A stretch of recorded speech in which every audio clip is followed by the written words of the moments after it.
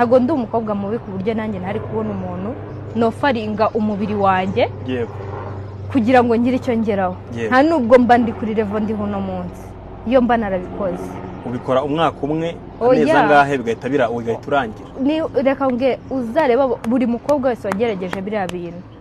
uzarebe ukuntu mentality aba afite mu mutwe icyambere ubu uri umuntu utekereza n'ubundi urayabona ukayajyana mu nzoga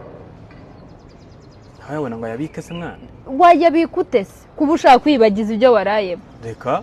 ugomba kuyanywera mu mutwe uhora umeze gutya uhora mu isereri mu bizunga ku buryo utari bwicara utekereze ku muntu wagukoragaho ku muntu utazi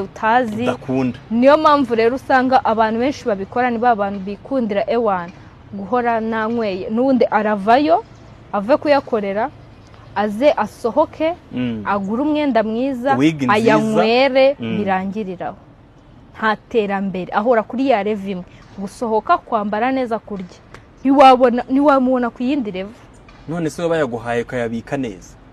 nyine ukagira izo strategy zo kuyabika neza ntago byakunda mu mutwe wawe uba wumva nyine uba ushaka ikintu kiri gutuma utabitekerezaho ibyo bintu warayemo uba ushaka rero ikintu kiguhuza mu mutwe kandi nta kintu cyaguhuza mu mutwe buretse inzoga